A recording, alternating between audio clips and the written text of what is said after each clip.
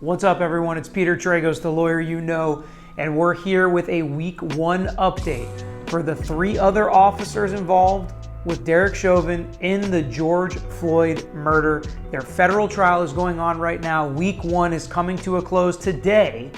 And while we have had a lot of similarities between the state case against Derek Chauvin and that trial and what we've heard so far in this trial, there are some major differences. And some of those major differences come in how federal court is handled differently than state court. So we're going to talk about that today, break down some of the differences, and see if we think one of these officers is actually already on his way to a not guilty verdict in federal court. So if you guys are interested in this trial and want me to continue following it, recapping it, and give a little insight to what the lawyers are thinking in federal court and how the judges act in federal court and how that procedure is different, make sure you like this video so I can keep digging into this trial and bringing you the content that you're interested in. And if you haven't already, click over, subscribe to our page, and hit the bell so you can be alerted whenever we have a new video. All right, so some of the major differences between this case in federal court and the state case is how the judge acts and what the procedure is like in the courtroom. The judge has made it clear there will be no sensationalism, there will be no inflaming the jury or making a passionate argument to try to tug at the heartstrings of the jury or get sympathy or anything like that. There will not be a show made in federal court, and the judge lays the law down from the beginning. Additionally, the state has been leading a lot of the witnesses and asking a lot of leading questions, so much so that the defense has already made one motion for mistrial based on some of those questions. And the judge, while he denied the motion for mistrial, he directed the state to stop asking leading questions, which he did during the trial without any prompting from the other side. So the judges a lot of times in federal court will insert themselves in the process to make sure they're controlling the process. Additionally, there have been press conferences done by George Floyd's family and some other supporters inside the courthouse, but outside the security check-in. So not in the courtroom, but inside a federal courthouse, which I'm shocked that they let that happen. And I think we're learning that the rules may be a little bit different when you have a case of this magnitude that has all of the eyes of the country on it and a lot of the hearts of the country involved in this case, because a normal case would never be allowed to have cameras or recorders or press conferences or interviews done inside a federal courthouse. We're not allowed to take selfies or pictures of the courthouse doors or anything. I had my swearing in ceremony. We were allowed to take a picture for that, but even that we had to get clearance because I was sworn in by a federal judge in the Middle District. That was a friend of my dad's and the father of our Attorney General, Ashley Moody. And even at that ceremony, the cameras and everything were very limited. And that was for a fun purpose that everybody was okay with and in agreement for. So this is a big no-no. And we saw in the Arbery case and in some other cases where lawyers have objected to things like that and the judge basically shuts them down. In this case, when the lawyers objected to it happening inside the courthouse, the judge said, absolutely inappropriate, will not happen again, do not do that. He directed that to the people in the gallery and to make sure that everyone on the outside supporting George Floyd doesn't do things like this outside the courthouse, even on the courthouse steps, things like that, press conferences, fair game for sure, First Amendment right, do what you got to do. That's totally appropriate, but not inside the courthouse. But this was taken a step further. Miss Ross, George Floyd's girlfriend, who testified at the state case, had some quotes in that press conference or in that interview, and I'm going to read you some of those quotes. She said, after opening statements, that the prosecutor did an amazing job. And when it came to the defense, she said, right now it's frustrating because they're not taking any accountability. I know it's their job to present things in a way that favor the defendants, but right now it just seems to be a blame game. And then she had a quote about the jury. To be honest, it was slightly confusing. I'm wondering why the jury pool seems so limited. It is a very white jury and middle class, I would assume. So she doesn't even know that, but she's assuming that it's middle class. So it bothers me that at this day and age, we don't have someone representing the victim in the jury. But I'm just going to have to go on and trust that they lead with their hearts. Not their minds, not the law, not the facts, but lead with their hearts. This is coming from a lay person. Obviously, she's not a lawyer, and she is somebody that's heavily involved, and this case has affected her life, so we can't blame her for any of these quotes. However, a federal judge can take matters into his own hands, and he has made a decision that Miss Ross will not be testifying in this trial because of the statements that she made in this interview, because she's going out and talking about the case. That is a no-no in federal court. What happens in there stays in there. Yeah, sure, we can have reporting. Reporters can tell us what the witnesses are saying and how the trial is going and what it looks like, but not if you are involved in this trial, not if you're being directed by and controlled by the court in this case, like a potential witness in Ms. Ross would be. So she will not be testifying in this case, which if the plan was to tug at the heartstrings and really pull on sympathy, she would be a very important witness, as she was in the state case. Now, there's also a lot of bad in her testimony with some of her past and her and George Floyd's past that maybe some of the jurors wouldn't like. So maybe it can cut both ways. But it's just a very different world in federal court. And we're seeing that already with how this case is being managed. They're not able to get into some of the things they were able to get into in the state case, like Mr. McMillan, who was one of the witnesses. In the state case, if you remember, a ton of body cam footage and video footage was used while he was on the stand.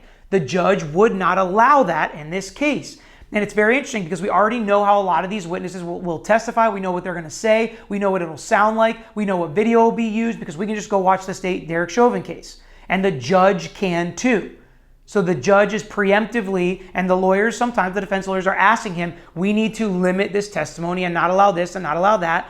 Don't want to inflame the passions of the jury and make them make a decision based off emotion versus the facts and the law as they apply to this case, which is a very different case than the state case against Derek Chauvin, even though so many of the witnesses are the same.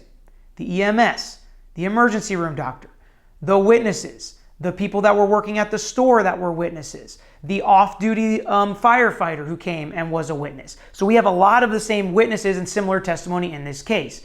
But as we know, there are major differences in what is charged here and who is charged here, more importantly. So one of the questions we had before trial, will they point the finger at Derek Chauvin? The answer is yes, for the most part. And at least Officer Lane, and we're going to start with him, who his lawyer has continuously put through since opening statement and through cross of a lot of these witnesses, that his client asked to roll George Floyd over twice, said he was concerned about him passing out, wanted to call for an ambulance, and was seen by some of the EMS folks doing CPR on George Floyd in the back of the ambulance. It was too late, but he did render aid eventually. The other two officers, Tao and Kang, have some arguments that they weren't the ones actually doing some of this stuff. It was Derek Chauvin, and they can be seen in the video as to not have the same actions as Derek Chauvin, even though they were there and they shouldn't be held responsible for what Derek Chauvin did. So there is a lot of finger pointing going on to Derek Chauvin. But back to Officer Lane, who in his lawyer's opening statement, and his lawyer is the same lawyer for Kim Potter, if you remember that trial, he stated that Officer Lane will testify. And usually that puts a lot of pressure on the other two defendants as to why aren't you testifying? And if you remember, Officer Lane is grouped in one of the counts, failing to render aid, but not in the other count where the other two officers are listed. And that's back in our first video if you want to go look exactly what those causes of action are, where we break those down. So Officer Lane is a little bit different than the other two, and I think his lawyer is already setting up that he did take steps to try to render aid and try to help George Floyd and try to voice concern, but that the supervising officer ignored those responses, ignored those claims, ignored those questions. And Derek Chauvin did what he did above and beyond what Officer Lane tried to do to help. Another theme that's continuous throughout all three of these defense lawyers' questioning is excited delirium, which is a potentially fatal state of extreme agitation and delirium. There's also been questions about whether or not mixing drugs with an altercation like this, a physical altercation, could have caused George Floyd to die. So they're bringing in some alternate theories. The ER doctor even agreed that that is possible, mixing drugs in the physical altercation. Some of the EMS and other medical professionals have recognized the excited delirium, which is not a nationally or medically recognized term necessarily, but some of these medical professionals are absolutely saying it's something that can happen, and yes, it could have happened in this case. So these defense lawyers are actually getting some points across. And I actually believe, from what I've heard so far, Officer Lane seems like he actually has a better than 50% chance of being found not guilty of these charges. We know these charges are different. When a lot of the witnesses come and tell about how horrible everything was that was happening, most of it has to do with Derek Chauvin. But when it comes to the other officers, Officer Lane, there is at least some evidence that he tried to render aid. Now, the other two, it's not looking good for them so far, which again could add pressure for them to testify. But that could be problematic for Officer Tao, who is the more experienced of the other 3 officers, because he might not want to testify because Minneapolis city records show there were 6 complaints filed against him during his 11 years on the force. He was also subject to a 2017 federal lawsuit accusing him and another officer of excessive force. And that lawsuit was settled out of court for $25,000. So if that was going to come out, and the baggage I talk about sometimes with criminal defendants taking the stand, this is the exact baggage you don't want if you're a law enforcement officer who the prosecutors are accusing you of not taking your duties seriously and not stopping excessive force when you should have, if you have already been accused of using excessive force. Now, that settlement's not going to be an admission of guilt or anything like that, but it is similar facts. It is knowledge that you know what this looks like. So maybe Officer Tao won't testify, even if Officer Lane does, and if Officer Kang ends up doing it and ends up testifying. Which if Lane does and the other 2 don't, I think it's even more of a jury's natural inclination to say, why didn't they come tell us they didn't do it? We want to hear from them. We heard from Lane. We didn't hear from the other 2. So I can kind of foresee this being a split decision and not guilty across the board or not guilty across the board. There is one part of the testimony I want to bring up that is different, more in depth, and answers a question we had prior to this trial starting.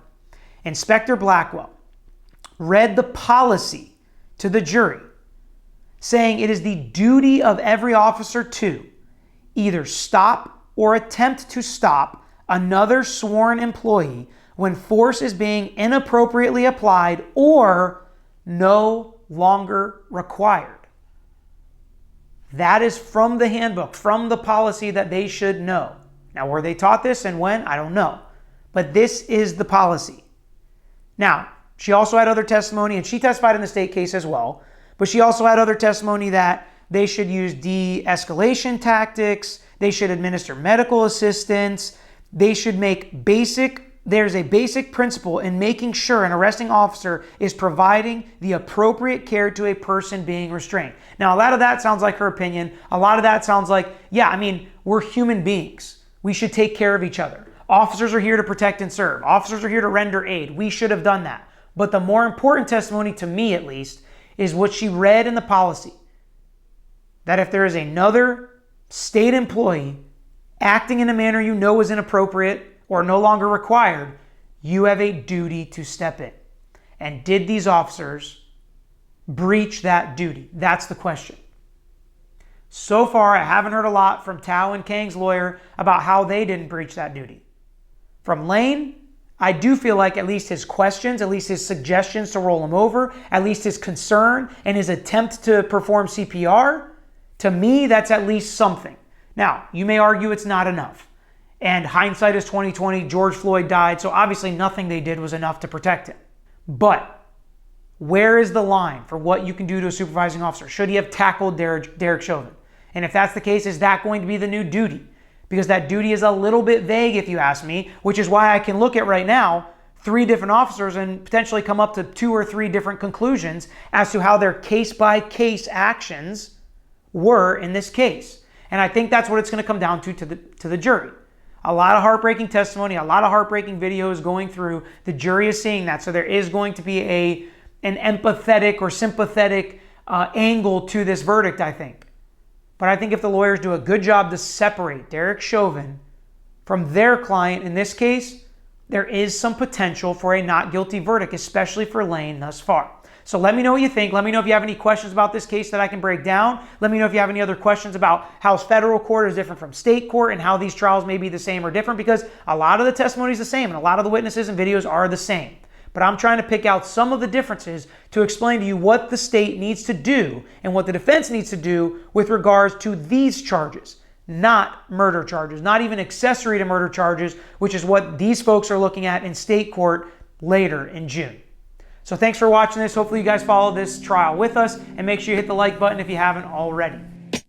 Thanks for watching this episode of The Lawyer You Know. If you like this content, please share it with your friends. Make sure you subscribe to our page and like our videos. If you want some interaction, get in the comments and we'll be sure to get back to you. If you want to know any more information about our firm or this page, you can find out in the description or visit tragoslaw.com. We post multiple times throughout the week, so make sure you hit that bell so you can get the notification and not miss out on the next episode.